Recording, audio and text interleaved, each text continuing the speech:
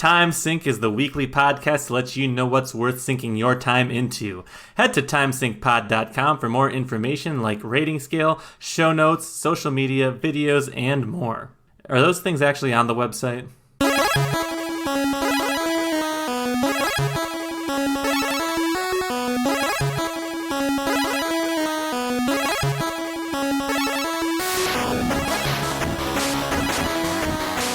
Welcome to Time Sync, the mostly weekly podcast where we ask if it's worth your time from TV, movies, video games, and more. We rate content, not on its quality, but if it's worth sinking your limited free time into on a scale of 1 to 5. 5, put it at the top of your list. 1, it's not worth your time. I'm your host and pop culture super junkie Sauce, and this week I am joined by Tito. It's good to be back. Love to be here. It's a 2-man Sauce and Tito episode. The episode you've all been waiting for. It's a throwback to when we just used to hang out in your car by ourselves. That sounds weird, but it's what we used to do. All right. Used to. Good point. We got a great episode for you guys this week. This week, we're going to talk about How Magicians Think, White Lotus, Kate, and the other two. So stick around. We got a great episode for you. So, I was off last week because one of our other co-hosts may or may not be very sick right now. Ooh. Brad, he's doing okay. He was just sick last week, that's all. Plus, I was out of town anyway, so I wasn't going to have time to edit an episode. You were gathering material. Exactly. I was gathering material, but for one of my other side hustles. Mm-hmm. I was at a conference for magicians called Magifest in Columbus, Ohio. Nice. So I was there from Thursday to Sunday, and it was a lot of fun. Cool. About how long did it take you to drive from your house to the magic show? Nice try. Tito has a compass and an abacus, and he's trying to triangulate my position. Yeah, you moved and you never told me where. I'm off the radar. All right, fair enough. What I wanted to talk about, though, or mention really quickly, because I know this is super niche and I'm not going to go into it like super detailed like we do with Marvel stuff. But as a magician myself and a fan of the art, because that's all it is. It's just it's a different art form that exists that I enjoy. I got to talk to and spend some time with the author of the book that's coming out here pretty soon. I think it's out now, actually, or we got a little bit early, but the book is called How Magicians Think by Joshua J. Mm-hmm. Joshua J is, I don't think he's a super well-known magician, but he is up there. He's like one of the best magicians out there right now. He's about our age, maybe a little older. He just did a really successful show in New York, so I think because it's magic's considered off-Broadway. It was called Six Impossible Things. Very successful. He's been on TV. He's fooled Penn and Teller on Fool Us. Nice. He's been creating and doing magic for a long time. So if you're interested, you can look him up on YouTube. Just YouTube Joshua J, and you can see a lot of his stuff. Mm-hmm. But he is a lover of the art, and he wants to try to have other people understand that, like, how to critically look at magic or magicians. Like, somebody might see, like, a bad trick and just think, like, oh, man, I hate magicians. But that's like hearing one bad song and saying, oh, man, I hate music. So mm-hmm. he wrote this book called How Magicians Think, trying to teach. It's not for magicians, it's for everybody. Trying to teach the general public like how to appreciate the art and the performance of magic. The book is really interesting to me, so I don't know outside of that lens, but I think it definitely is a book for everybody. It's 52 chapters because 52 playing cards in the deck. Got it. It's not a read it from beginning to end book. Each chapter is its own individual thing, so you could jump around, mm-hmm. come at it different days. Maybe you're interested in different articles because they're just basically it's 52 short essays. Mm-hmm. There is some of the chapters are linked, but you could read it in any order. He does a really interesting interview with David Blaine, who is my favorite magician. He does a really interesting interview with David Copperfield, who is like, I didn't realize this, but is basically the most eccentric billionaire like you'll ever read about. That whole chapter is so interesting because David Copperfield is so crazily eccentric. But yeah, the book is just about how to appreciate magic for the general people and the time and effort that they put into it. It sounds like so that does sound interesting to me, because I mean I am not a magic enthusiast or an aficionado, but I like magic. I'm your layman's magic appreciator. Someone like you finds some time to sink into magic when they describe it as an art form as opposed to entertainment. But what you're describing actually does sound really interesting, because it sounds more like a modern history of magic. Like, what's the state of magic right now? And then it's the way you're describing it sounds like it's geared towards people who are not magic enthusiasts, people who, your layman like myself, who I like to be shown when I pick a card, but you pull it out of your pocket or you pull it out of a sandwich or whatever. That sounds fun to me, and I'd like to know how to appreciate that more. Does it help you discern who is doing more impressive tricks that are harder to pull off? And yeah, so it's I think the best way to compare it is because it is an art form, it's performance art, but like it'd be like you seeing like me freestyling like on the side of the road again and being like, oh well, rap isn't an art form. Like, you seeing one person do one card trick isn't the performance art of magic. Like Gotcha. I recommended last year, and it was one of my favorite things that came out last year on Hulu, called In and of Itself. It's a magic show that's put on in New York on stage. It's recorded from Broadway, but I it's watched not like it at your recommendation, you because did watch said it? it was a 5. Yeah. Okay, so watching that, how can you not say magic is an art form? Because that's magic done at its like peak presentation. Yeah, I thought that was really good. It reminded me of, if you've ever seen My Girlfriend's Boyfriend, which is a comedy. It's a comedy special by Mike Birbiglia, and it's stand-up, but it's one cohesive narrative with like jokes weaving in and out of each other to tell a story of his life and his insecurities and how they developed into where they are now. And it's art. It's jokes. It's funny. It's entertaining, but it has a beginning point. It goes out in all of these tangents. It weaves all together, and it comes together at an end point at the end. And it's like so impressive the way he does it. And when I watched In and of Itself, it reminded me of My Girlfriend's Boyfriend, Mike Birbiglia's special. And yeah, so that makes sense to me. There's people who are doing card tricks and you learn it just because it's a fun party trick, but there's a spectrum of people who put lots and lots of thought, time, and effort into the preparation. So yes, you've got me interested, but I'm a supportive guy. Good. I need that in my life.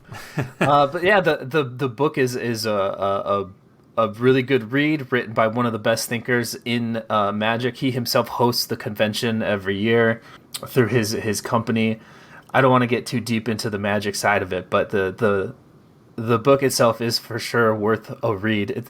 Even as like maybe a coffee table book, or if you're interested in magic at all and you want a deeper appreciation of it, the book's not teaching you tricks. It's just teaching you how to, kind of review and critique it on your own terms. I want to give it a 5 out of 5 for someone like me. If you're a magician, it's a 5 out of 5. But if you're just like the general audience, it's worth picking up. It's not expensive. It's like $25. For sure. 3 ascending. Or maybe for you a 4, Tito, for something new to read, because you can't always just read space war, sci-fi, Warhammer books, and you can't always read like personal self-help books. Sometimes you need something different in there. So definitely check it out. I'm reading Wheel of Time right now, which is interesting. But I do wait honestly to watch it. I do really like, not to belabor the point, but I like reading about histories and the background of things. I like reading about books about modern sports leagues and how they like came to be created and the people who help build them into what they are and like what's the current meta, what's the current state. And this book sounds like the equivalent of that. Like what's happening right now, what are the interesting topics, who are the interesting people. I'm interested. I might put this on the list. I got to think about it. Let me mention one more thing. So I went to a lecture about that Joshua J was giving about the book, and one of the things that inspired him to write this book is there's another book out there called Fooling Houdini, and then another one called Magic is Dead, and it's basically like people's interpretation of why magic isn't relevant and why it's a dying art form and this and that, but it's from outside spectators who don't know the world and haven't don't understand or appreciate the hours and hours of work somebody puts into their show or their craft or their training or the message, and so this is his answer to that, and it's really entertaining. It's really good. The David Copperfield chapter is crazy to me. You look excited. You look very happy to talk about it. I'm happy to share one of my many hobbies. But Tito, during the Lost episode, I know you wanted to talk about this, and we still haven't had a chance to have you on and talk about it, but I kind of forgot about it until you mentioned it to me before we started to record. So I did actually really want to know what White Lotus is. Yeah, I was part of the fabled Lost episode. Happy to be back and talk about White Lotus. This was right when White Lotus was wrapping up, when it was kind of at its zenith of popularity. It's a show on HBO Max. The premise is great. I really explained the premise to like multiple people I worked with, and they all seemed excited about it. So the opening scene, so no big spoilers, but the opening scene opens on this guy. He's at an airport. He's sitting in a chair by himself. There's an old couple sitting across from him, and they're asking him like, "Oh, where are you coming from?" And he said, "I just finished up my honeymoon." And they said, "Where were you staying?" "We're in Hawaii. Where are you staying?" And he's like, "Oh, I was staying at the White Lotus." And they said, "Oh, I heard somebody died there." And he looks at them and then just says like, "Can you please leave me alone?" And then he walks over to the I think he actually says, "Please shut the fuck up." And he walks over to the window and looks out, and he's like watching a casket get loaded onto the airplane, presumably to fly home. And then it switches to the next scene. The next scene is a bunch of people arriving at this resort. And so it's these really wealthy people, super nice resort, and they're all arriving there, and he arrives there with his wife, who wasn't in the first scene. So immediately this is like within the first 5 minutes of the show, you're like, did the wife die? Like, did he kill her? And it kind of sets up the whole narrative for the whole show. And basically, it's these very wealthy people. Most of them are bad people. It's how they all interact with each other, and they're supposed to be on a relaxing vacation in like the lap of luxury, and they find ways to undermine and upset each other. And it's just like really, really interesting. And they kind of weave in and out of each other's lives, and it comes to a big climax at the end, as you would expect, and it was great. I love a good climax at the end. If we could rewind to the week of the finale or the couple weeks after the finale, I would call it a 5, because I definitely, as it was going on, I was recommending it to people that I work with, and my wife and I would talk about it after every episode, and it was just something that you talked about as it was coming out. I think I would still recommend it really highly. If you don't know what happens at the end or you haven't heard any of the spoilers, I would give it a 4 at this point. And that's mostly because there are other things that are happening week to week that you could probably watch right now and discuss with people. But it's great. And the cast is great. Jake Lacey, I said his name in the show. Shane Patton, he was the Jim kind of replacement, the young Jim in The Office. What was his name in The Office? There was Oh, I don't plop. Was it plop? Yeah, Plop. he was Plop in The Office, and then he's been in a bunch of like smaller roles throughout. But I feel like he's steadily gotten bigger, and he's one of the main characters. He's the fiance, the male fiance in the first scene. There's Alexandra Daddario. Alexandra Daddario is in it. She's the fiance. Sydney Sweeney, who I haven't seen her in some other stuff, but I think she's in Euphoria. She's in it. Steve Zahn, who is in I love Steve Zahn. yeah, your old buddy from Saving Silverman. A classic, a Frank and Tito classic. I think your favorite movie last time I checked in. That might have been changed since over the not anymore. Okay. My favorite movie for everyone listening is Idiocracy, or at least it wasn't until it became a reality. Yeah.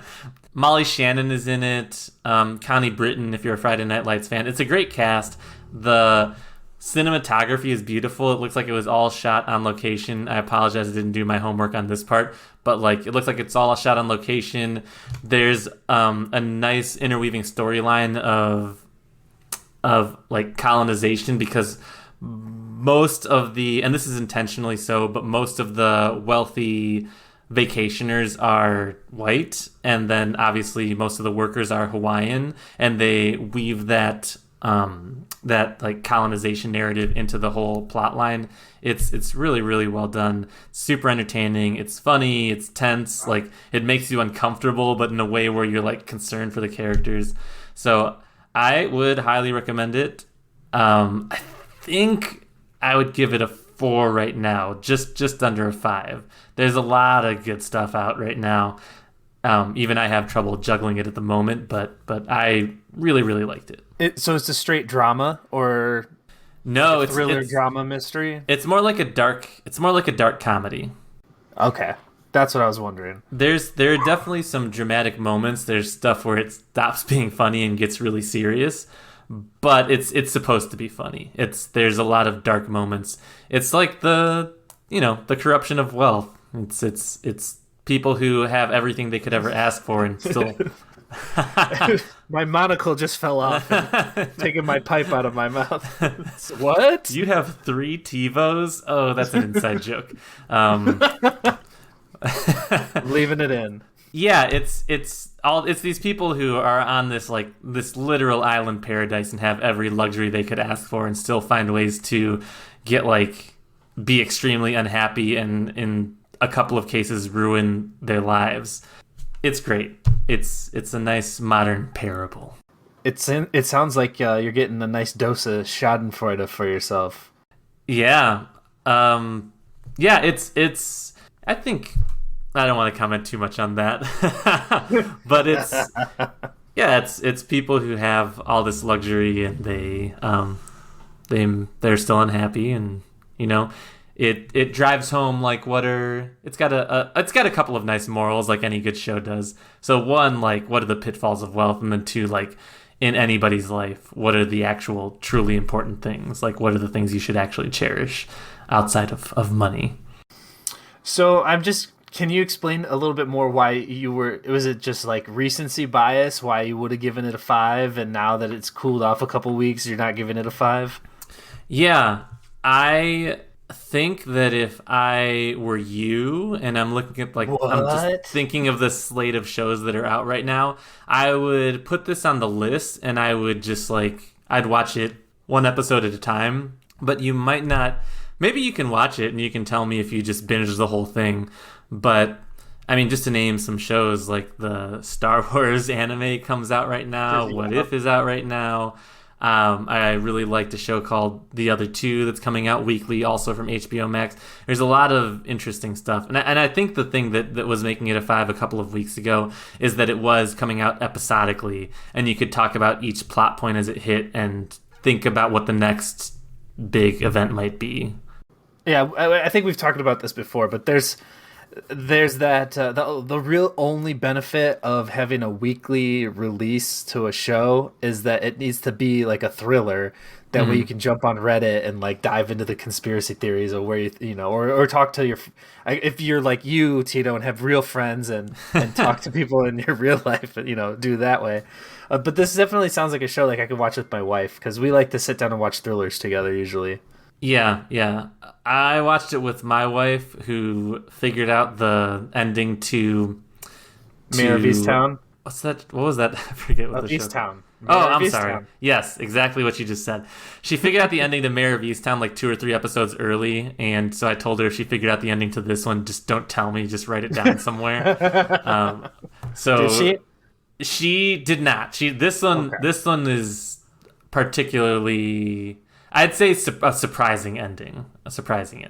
I love the ending for Mayor of Easttown. I texted you, but like I was like a episode or 2 before the finale, and I'm like, you know, it'd be funny if they did this, if this was the killer, because this is never the killer, and then it turned out that's what it was.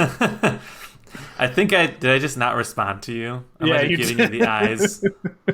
Cool. I am gonna put it on my list. You should watch it. It's good. It's good. I want to watch. It's not something you should skip. I'll put it that way. There's also something else out that I really want to watch that I. Oh shoot! What is it? It's supposed to be really good. Oh, I think you Hack. Did you either one mention Hacks? Yes. Oh, Hacks is good. Hacks is really, really good. Should I watch Hacks first or should I watch White Lotus first? You should watch White Lotus first because Hacks takes a little bit of time to get into. The first episode, couple seconds on Hacks. The first episode or 2, you really don't like the main character, and that's kind of by design. But then like they delve into her character a little bit more, and by the end of the season, it's great. So you should definitely watch both Hacks and White Lotus. But I would watch White Lotus first if I were you. I wouldn't skip Hacks, though. Oh, did you happen to see who cleaned up at the Emmys? Are you talking about your friend and mine, Ted Lasso? Yes. Well, not just Ted Lasso, but what was the other big show that cleaned house? Hacks.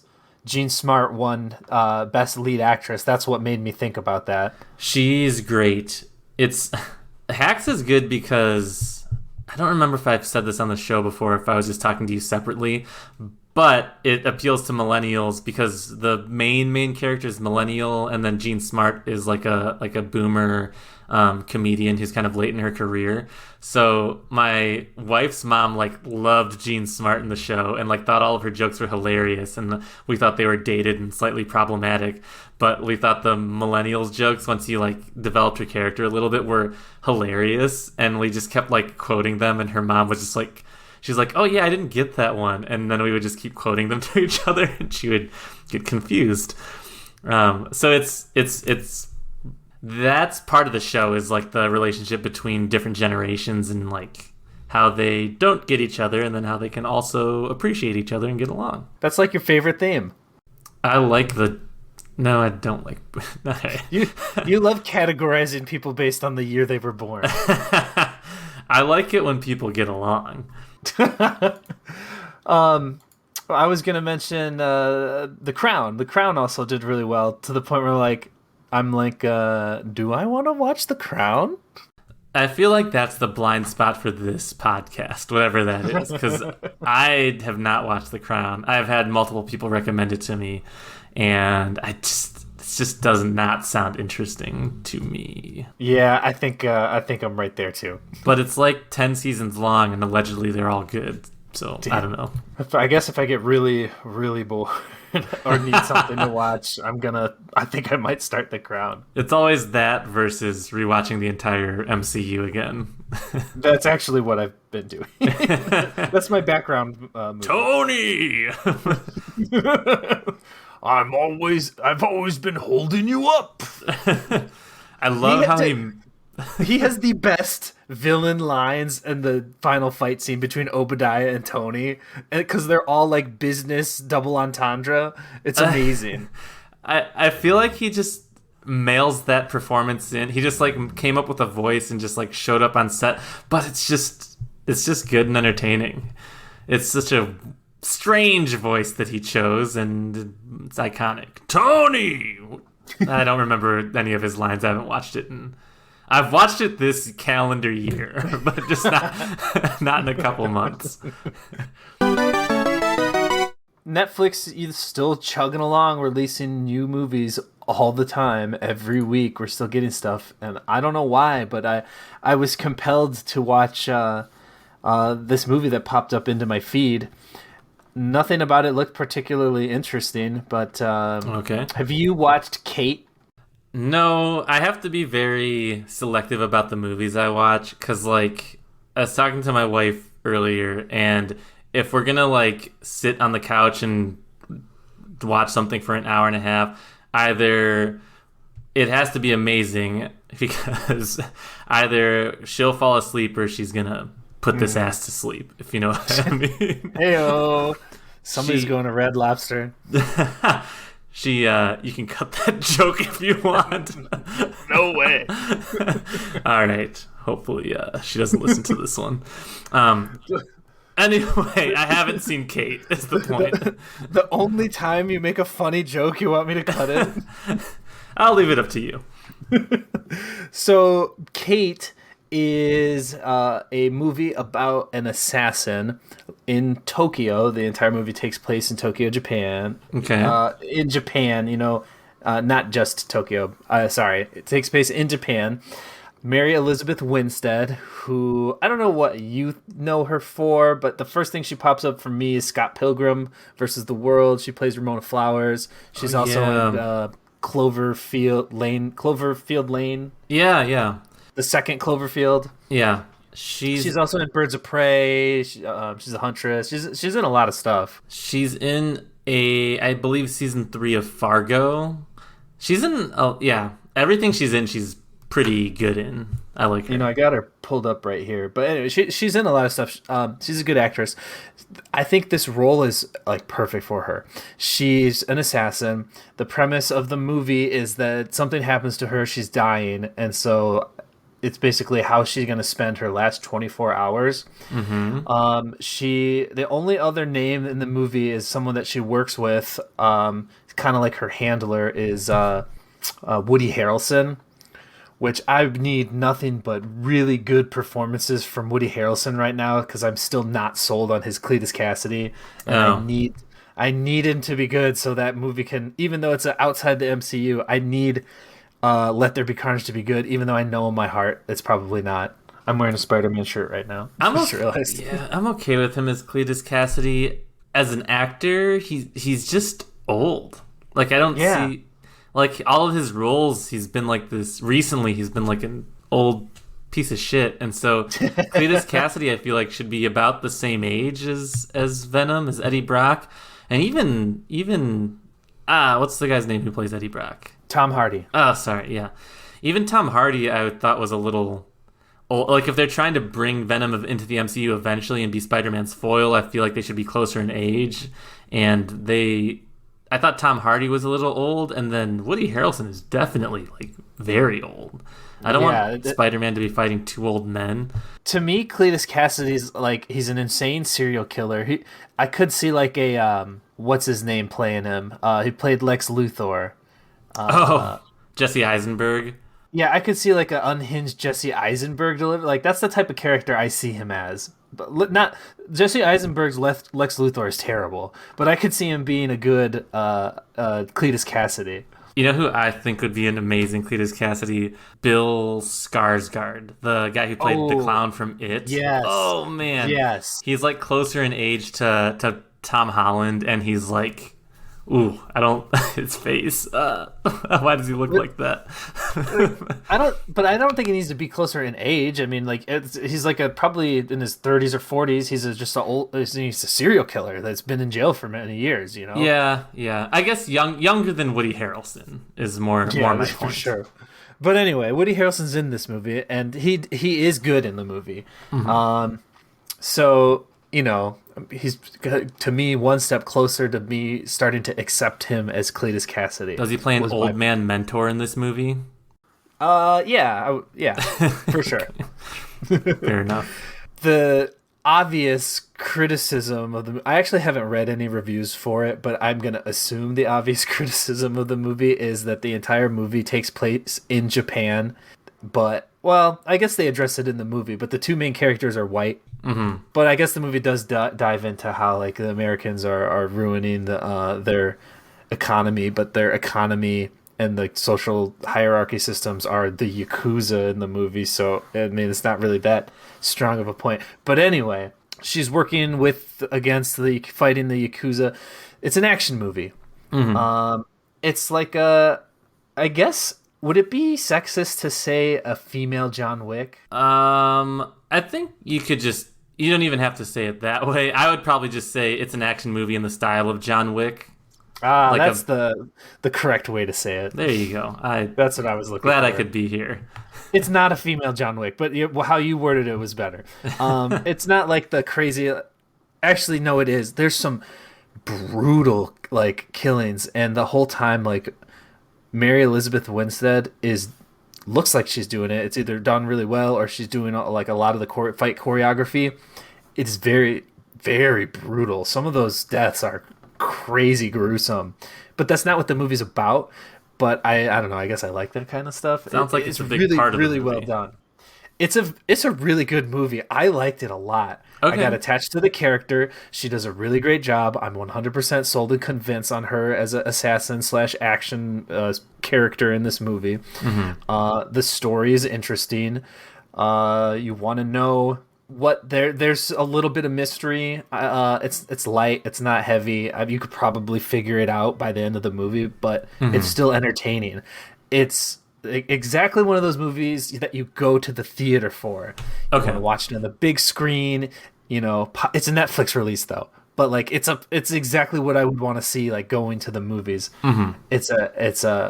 I don't want to say a big dumb action movie, but it's basically a big dumb action movie, but it is very entertaining. I enjoyed it a lot. I would definitely put it on your list. Don't let this one slip by.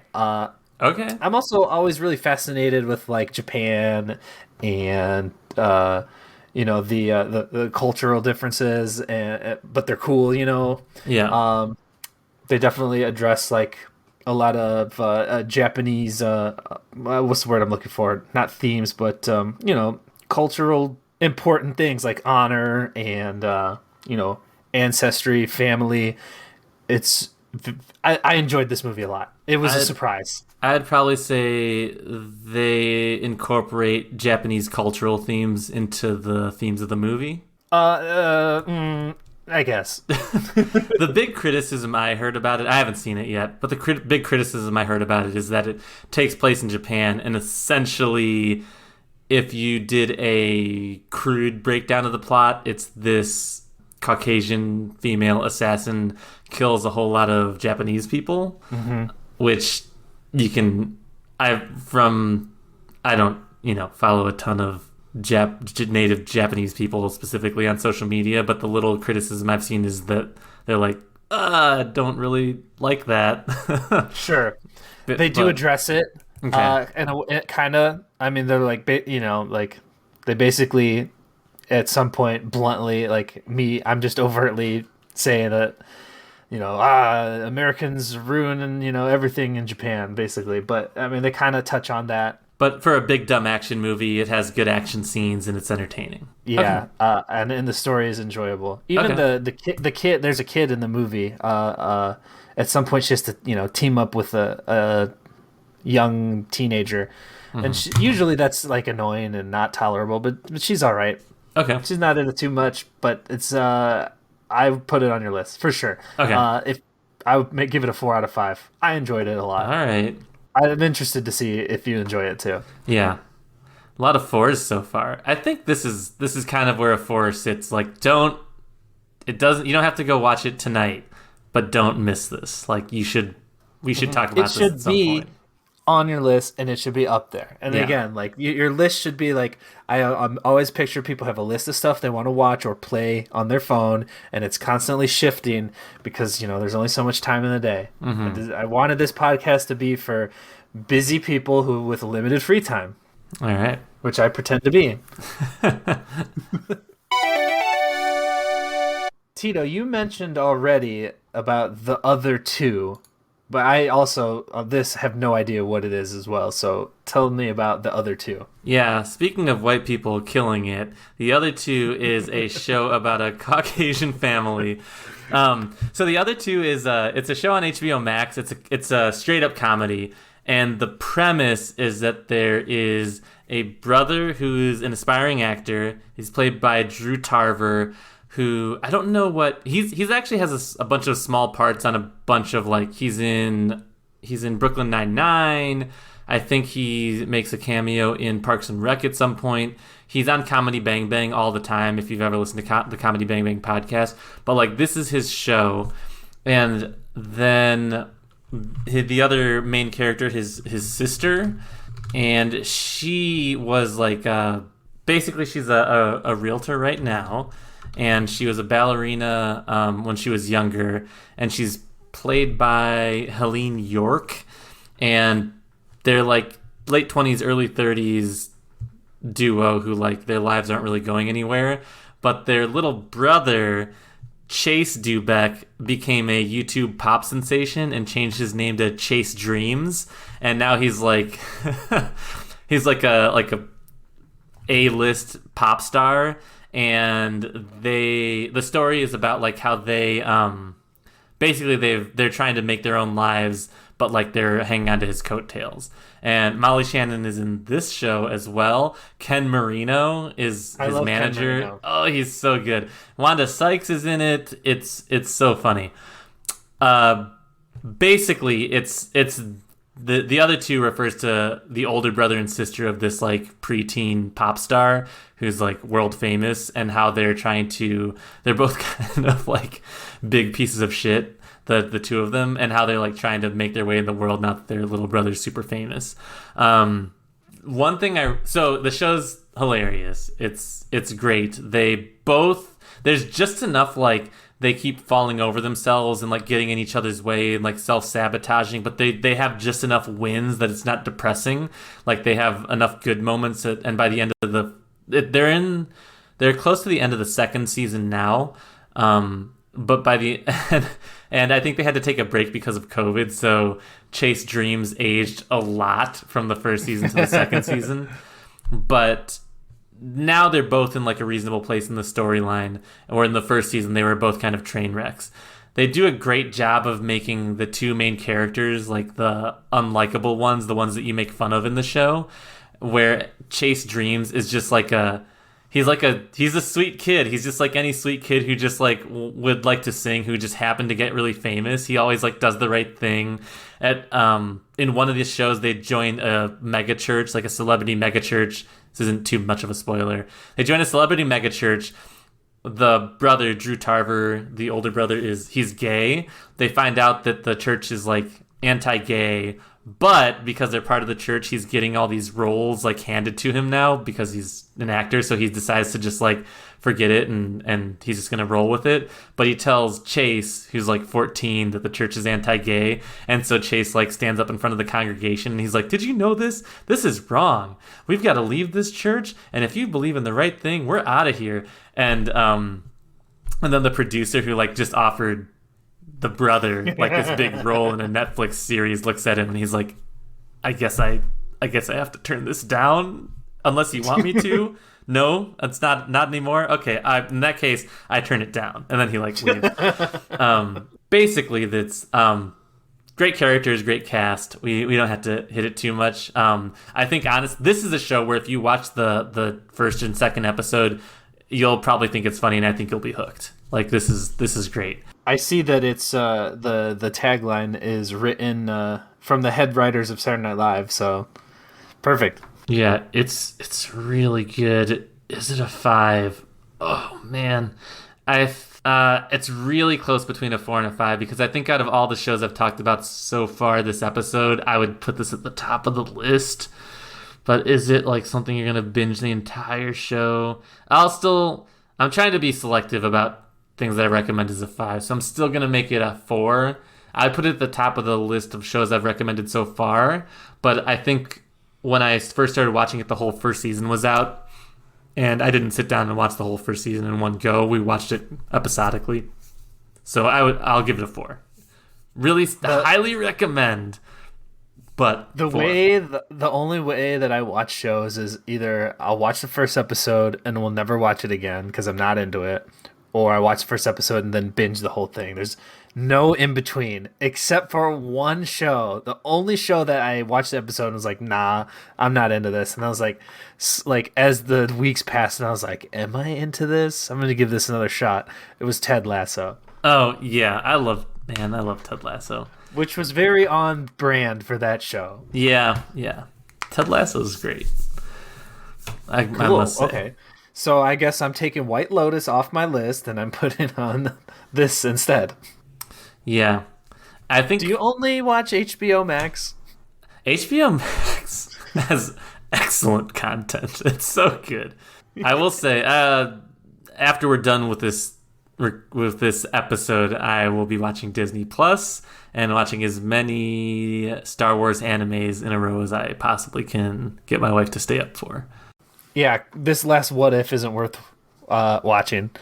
Mm-hmm. I don't want to. We don't have enough time to watch it, or I mean to talk about What If. But I mean, there's been hit and misses. This is one of the misses. Although it's just a straight like comedy one.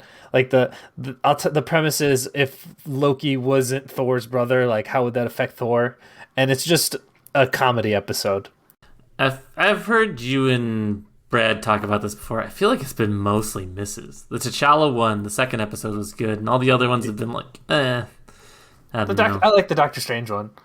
The Doctor Strange, what if he lost his heart? Yeah. Oh, man. I hated that one.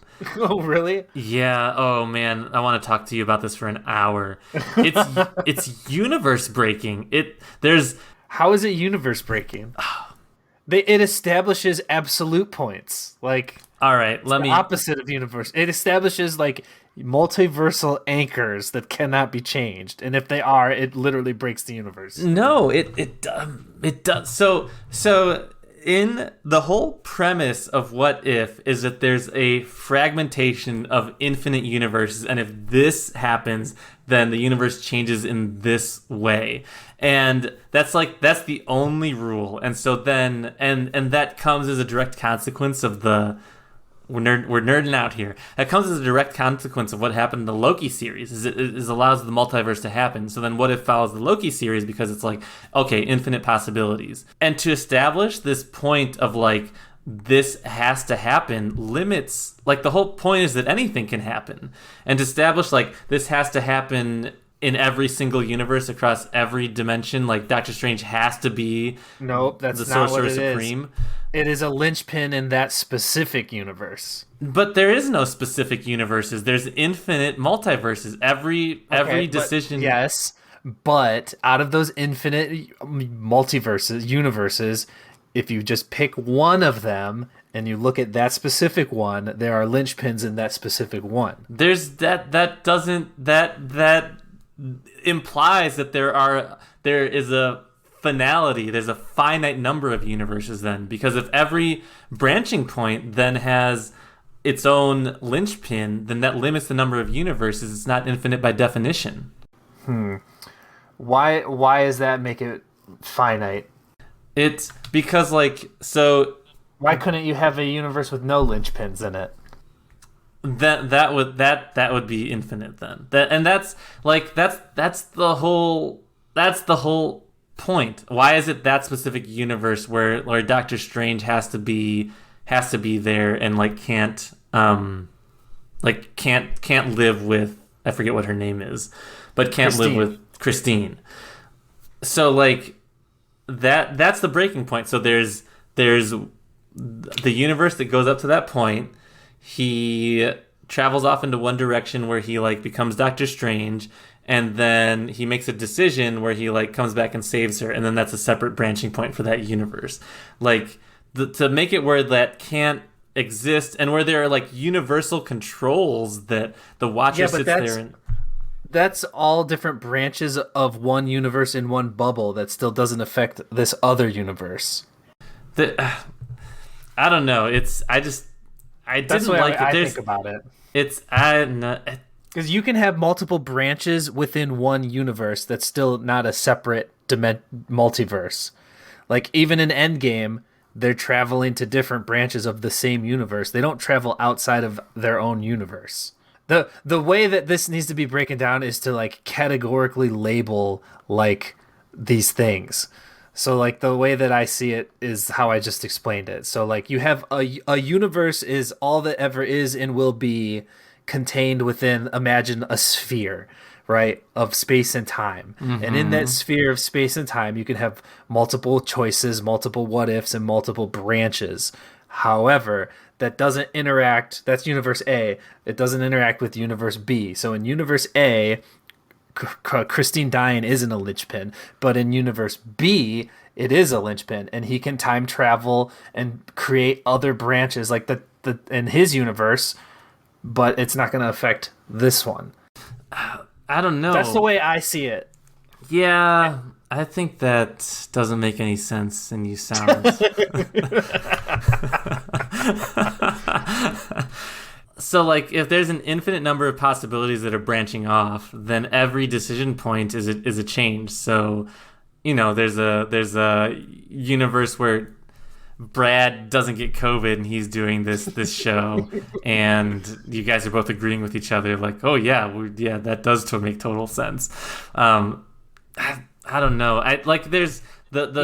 Actually, I'm right, because in Loki they show them leaving the universe and entering a different universe, but the He Who Remains is outside of those universes. So there's, if you're like trying to like quantify it, like if universes are Marvels, there's a container that contains all these different universes, and that's where He Who Remains has his little castle in. But you can go into each one of those universes, and then each one of those universes can have like time crisis things.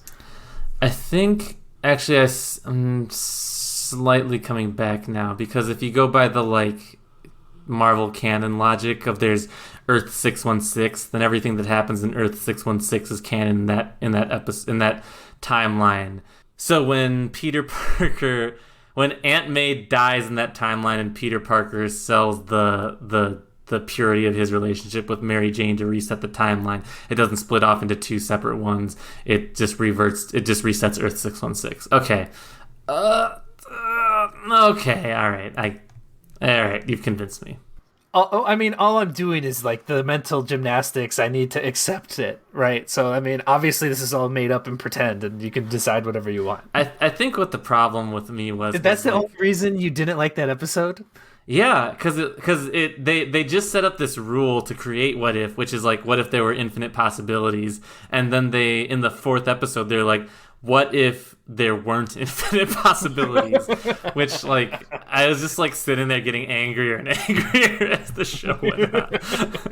So the problem was you just didn't understand the premise, because it's not as what if there's infinite possibilities. It's what if a different choice was made in a different universe. I think the problem was that I understood the premise too well. That's what it was. Yeah, so you put Why the Last Man in this notes here, so I gotta know what's that about. Are you familiar with Why the Last Man at all? Clearly I'm like out of the loop for like everything. I'm like slightly concerned that I'm gonna give myself a timer here. Alright. I'm gonna give myself a 1-minute timer. Go. Alright. Why the Last Man is like what's considered a classic comic book series from the early 2000s. And I had heard about it, and when I found out that this show was coming out, I was like, oh, I should read it then. I love like old classic comic book series. Probably a little problematic, but like, you know, I'll read it. And oh man, it's so bad. It's so bad that it's good. It aged so poorly. Like, the comic book was written by men. Oh man, that was already 30 seconds. The comic book was written by men. The premise is, what if only one man was left alive in the world? And like every bad trope, weird, awkward thing that you could imagine wouldn't age well that was okay in the early 2000s but isn't okay now is in the comic book. And it's laughably bad. And so this is a modern adaptation. I was really curious what they were going to do to change things. And they made it better, but it's still kind of awkward, and I have to watch to see what happens. Okay, that's my timer. So I would say there's 4 episodes out. Some of the characters make really, really dumb decisions, but I'm kind of invested because the premise is so interesting. Like, it's basically, what if one day all the men were there, the next day all the men disappeared? How would that affect the world? And there's only one man left, his name is Yorick. He getting laid? You would think so, but you'll have to watch.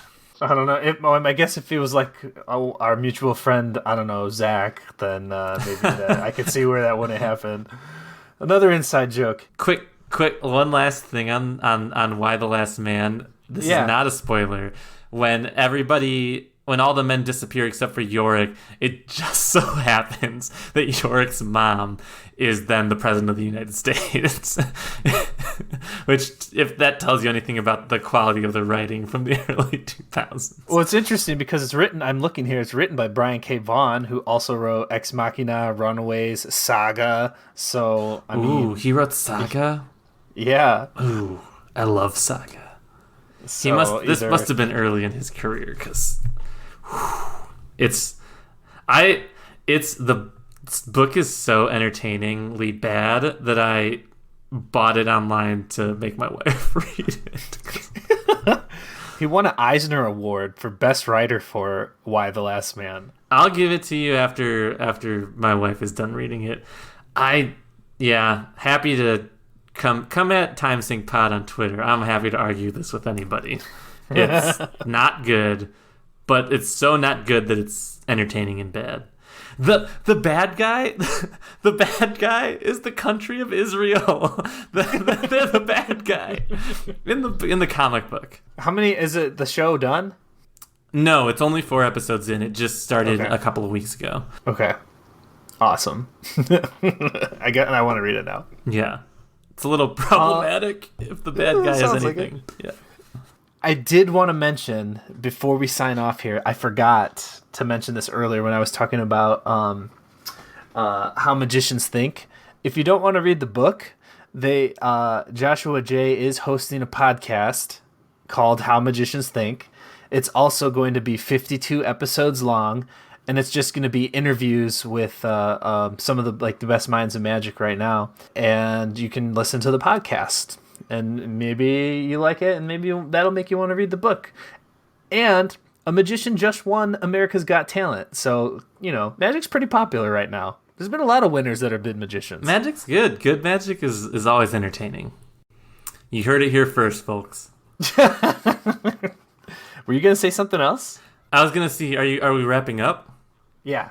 I always like to, when I'm listening to you guys, when I'm not on the pod, I always want to hear, so if I only have, if based on everything we talked about, and I have to choose something to watch this weekend, what's your top pick? Well, I didn't watch any of the things that you watched. Well, what would you recommend? Top pick this weekend. What's your pick of the week? Man, I just really want Injustice to come out so I can watch that. Oh, that looks It's not out yet. Well, the trailer for Injustice came out. Watch that. That looks sweet. I did. I literally watched it right before we signed on. I love Injustice. Me too. I love it.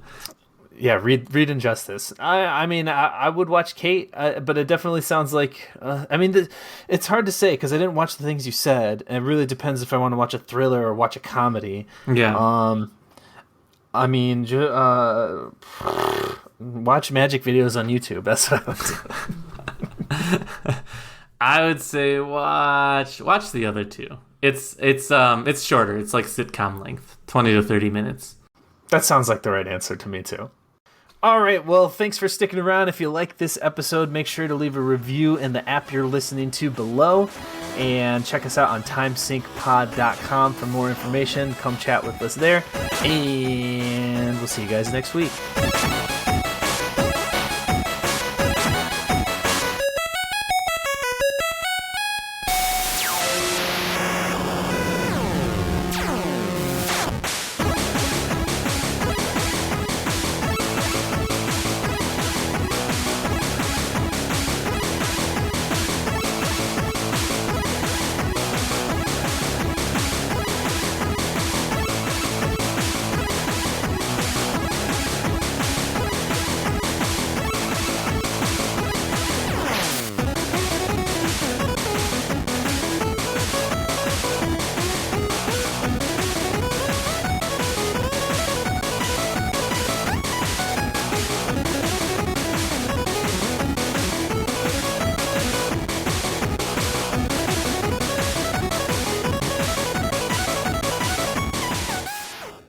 You can find me at Hey Beth May on Twitter. Shut up.